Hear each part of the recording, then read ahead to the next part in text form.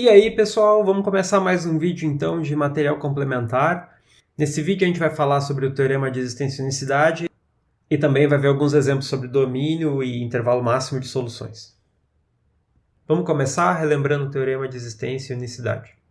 Considere o seguinte problema de valor inicial, onde a equação é dada por y' igual a uma função f da variável independente x da variável dependente y, e com condição inicial dada por o valor da função num ponto x0 tem que ser y0. O teorema garante que, se essa função f que aparece do lado direito da equação, se ela e as suas derivadas forem contínuas no ponto x0, y0, então esse problema de valor inicial ele tem uma única solução definida em algum intervalo que contém o nosso instante inicial x0. Ou seja, se essa função que aparece do lado direito da equação for suficientemente regular, então não só o nosso problema tem solução, como essa solução é única. Por que esse teorema é importante? Primeiro, a existência é importante porque quando você tem um problema, você quer resolver esse problema, né? E segundo, a unicidade te garante que, uma vez que você encontrou alguma solução, não importa por qual método seja, próximo da condição inicial, aquela solução é a que você está procurando. Não existe nenhuma outra que você possa encontrar por algum outro método. Vamos ver algum exemplo aqui onde a gente pode usar esse teorema. Aqui no exemplo 1 eu tenho essa equação y' igual a x² y², e eu estou com essa condição inicial no ponto x igual a 0, a função tem que valer 3. Então, a função f e as suas derivadas elas são dadas pelo seguinte. Notem que, como a função f é um polinômio em x e em y, as derivadas também são polinômios em x e em y. Todas essas três funções aqui são contínuas, porque polinômios são contínuos. Mais do que isso, né? São diferenciáveis quantas vezes você quiser. E, em particular, para x igual a 0 e y igual a 3, que são os pontos dados pela condição inicial, todas essas três funções aqui são contínuas. Portanto, o teorema garante que existe uma solução para esse problema e essa solução é única em algum intervalo em torno do ponto x0 igual a 0. Essa equação aqui ela é uma equação separável, né? Aqui a gente tem uma função f da variável independente x, aqui uma função g da variável dependente y. A gente pode aplicar o método de separação de variáveis e obter a seguinte função. O domínio de definição dessa solução é dado por esse intervalo, menos infinito a 1, que, claro, contém o instante inicial x0 igual a 0. Como a gente comentou no início, a função f e as suas derivadas são todas polinômios. Então, elas são funções que são contínuas para qualquer valor de x e de y. Portanto, a gente poderia aplicar esse teorema para qualquer outro instante inicial e qualquer outra condição em cima de y. Por exemplo, para esse problema de valor inicial aqui, o teorema também se aplica porque a função f não muda, em particular, para x igual a x0 e y igual a y0, essas funções também são contínuas. Portanto, o teorema garante que esse problema tem uma solução e essa solução é única. Aqui, igual, a gente pode usar um método da separação de variáveis para encontrar essa solução y. Próximo exemplo. Aqui nesse problema de valor inicial, a gente tem que a derivada é igual a y elevado na 2/3. E a condição inicial está dizendo que no ponto x igual a 0, a função tem que valer 0. A função f maiúsculo, nesse caso, é uma função que só depende de y. Essa função ela não só está definida para todo valor de y, porque a gente está extraindo a raiz cúbica de y², como essa função é contínua para todo valor de y. Em particular para todo valor de x, né? Porque não aparece nenhuma dependência em x ali.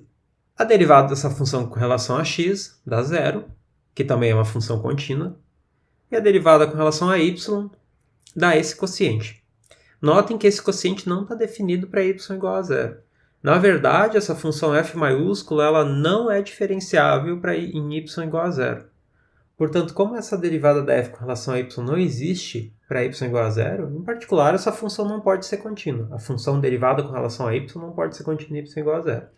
Logo, o teorema não consegue garantir nada sobre esse problema de valor inicial, porque o teorema só consegue garantir alguma coisa se essas três funções forem contínuas no ponto x0 e no ponto y0. Ou seja, não tem nada que garanta que esse problema tem solução, e mesmo se tiver solução, não tem nada que garanta que essa solução é única, em algum intervalo contendo o instante x0. Notem que uma solução para esse problema, para o problema de valor inicial, é a função constante igual a zero. Essa função constante igual a zero, ela zera o lado direito da equação.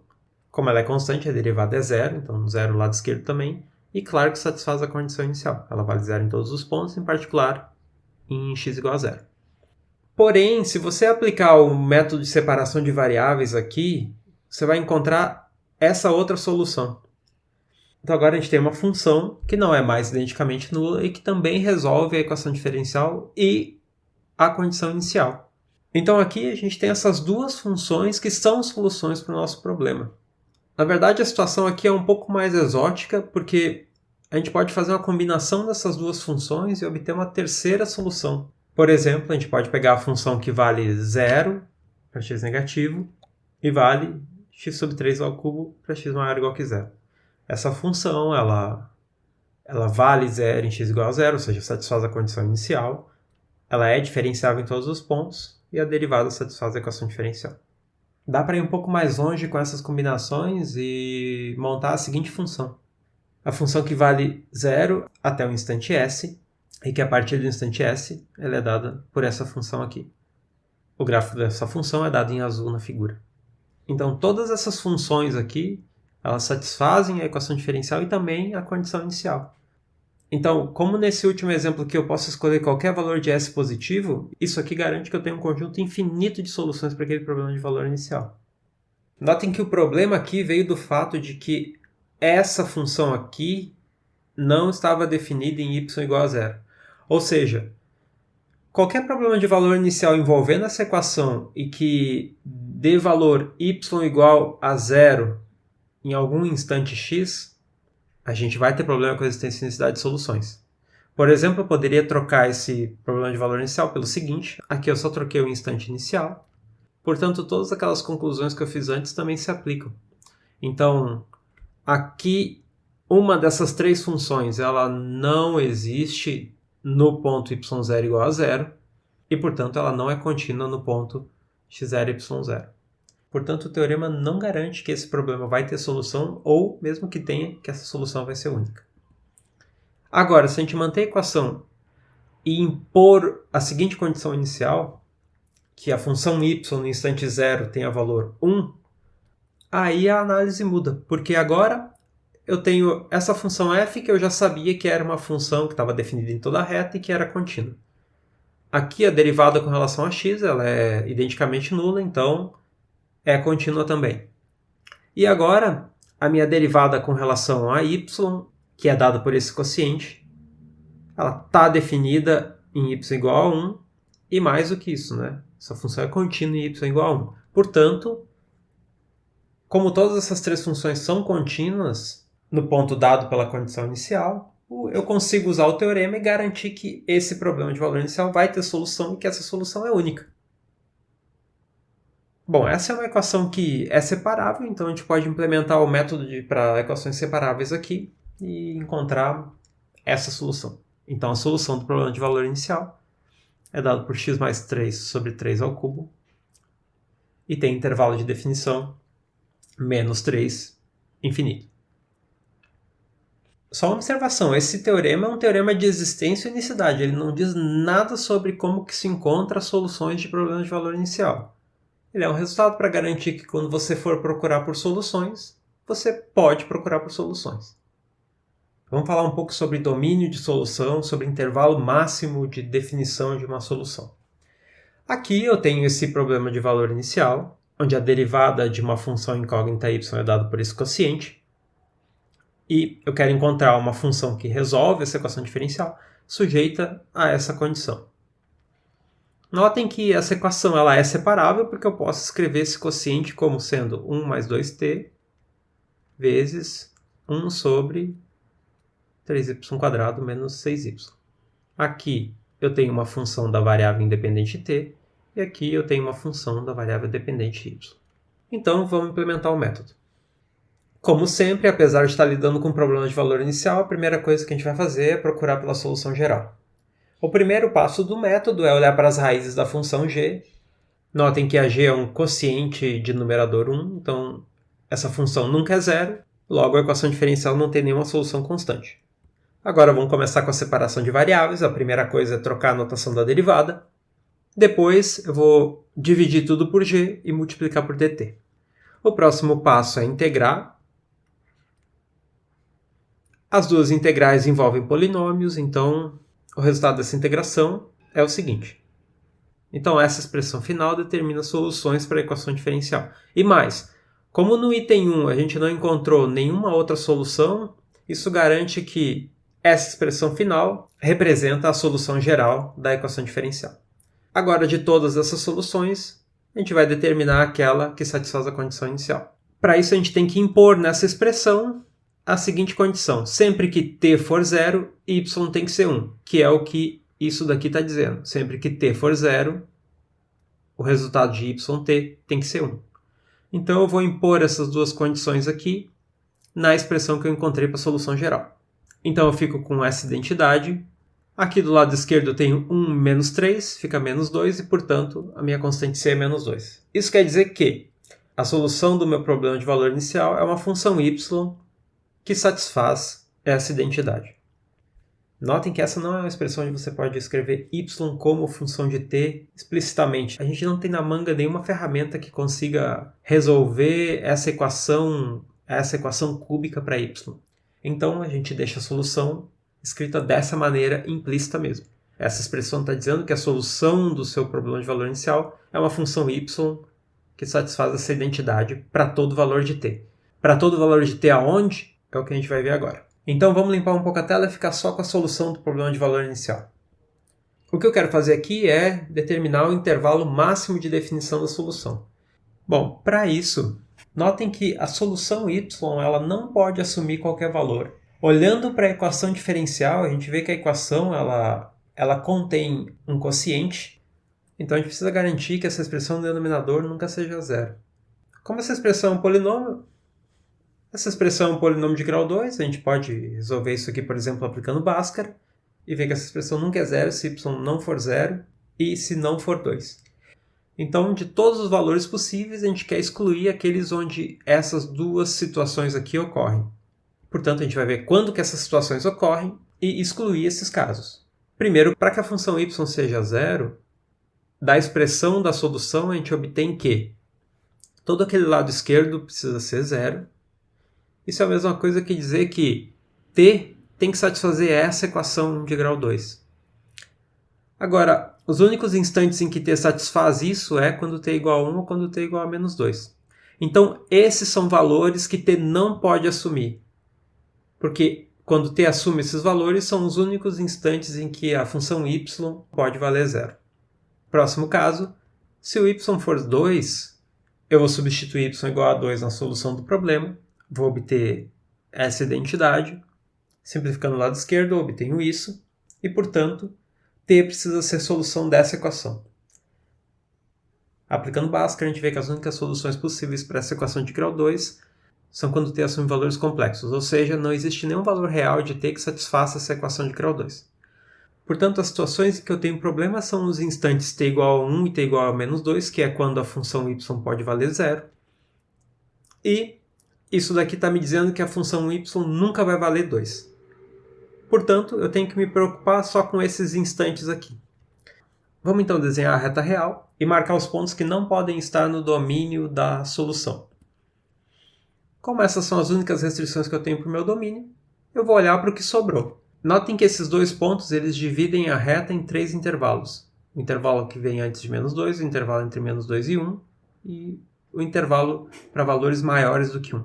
Então, dentro desses 3 intervalos, eu vou escolher aquele que contém o meu instante inicial, né? Lembrem que eu quero uma função que esteja definida para t igual a zero.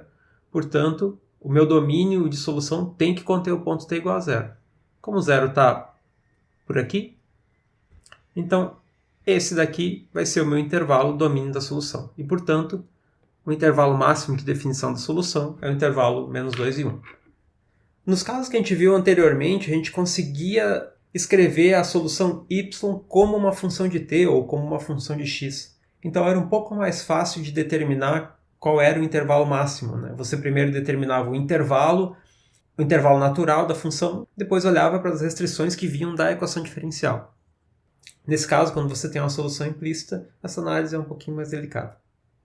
Uma dúvida que é comum é por que a solução tem que ser um intervalo. Porque muitas vezes a gente encontra uma função que está definida para muitos outros valores da variável independente, né? E o que a gente faz é restringir esse domínio a um único intervalo. Então eu quero dar um exemplo aqui para ajudar nessa justificativa de por que o domínio de solução de uma equação diferencial tem que ser um intervalo e não uma união de intervalos.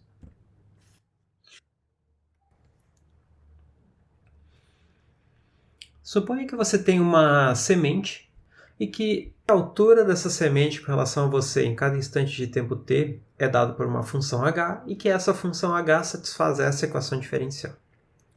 No instante de tempo t igual a zero, a semente se encontra a uma distância de 1 metro. Isso quer dizer que h de zero é igual a 1. Então, o que a gente tem que fazer é determinar a solução desse problema de valor inicial e o intervalo máximo de definição da solução. Então vamos lá, vamos reescrever o problema de valor inicial. Mesmo sendo problema de valor inicial, a gente vai começar procurando pela solução geral. Essa equação é separável, porque é uma equação para a função h, e o que aparece aqui do lado direito é só essa função g de h. Aqui a minha função f da variável independente t é a função constante igual a 1. Então vamos implementar o método. Primeiro passo é olhar para as raízes da g. Como g de h é igual a h², g só vai ser zero quando h² for zero. Isso só acontece quando h é zero. Ou seja, a função constante igual a zero é uma solução da equação. Agora, quando h não for zero, eu começo a separar as variáveis e para isso eu troco a notação. Depois de trocar a notação, eu vou dividir tudo por g e multiplicar por dt. Agora, eu integro os dois lados. Integrando 1 sobre h², eu fico com menos 1 sobre h. Integrando o lado direito, eu obtenho t mais uma constante arbitrária que vem das duas integrais indefinidas. Agora eu consigo resolver essa expressão para h. Basta eu trocar o sinal de todo mundo. E, invertendo o quociente, eu fico com essa expressão. Portanto, essa expressão aqui, para cada valor de c, dá origem a uma nova solução da equação diferencial. Juntando todas as soluções que eu obtive, a solução geral é dada por esse conjunto de expressões. Vamos limpar um pouco a tela e impor a condição inicial sobre essas expressões. Primeira coisa, eu quero uma função que no instante inicial t igual a zero tenha valor 1. Notem que essa primeira solução que eu encontrei, ela é uma função constante igual a zero, então ela nunca vai valer 1. Então, essa daqui não tem chance de ser a solução para o nosso problema de valor inicial, apesar de ser uma solução para a equação. Eu vou usar essa outra expressão aqui para encontrar alguma solução para o meu problema. Então, vou reescrever aqui a condição inicial e da expressão para a solução geral eu obtenho que h de zero só é 1 se isso aqui for verdade, ou seja, menos 1 sobre c for igual a 1. Isso implica que a minha constante c tem que ser igual a menos 1 e, portanto, a solução do meu problema de valor inicial é dado por essa expressão. Então, a minha função altura da semente é 1 sobre 1 menos t. Agora eu preciso determinar para quais valores de t isso é uma solução.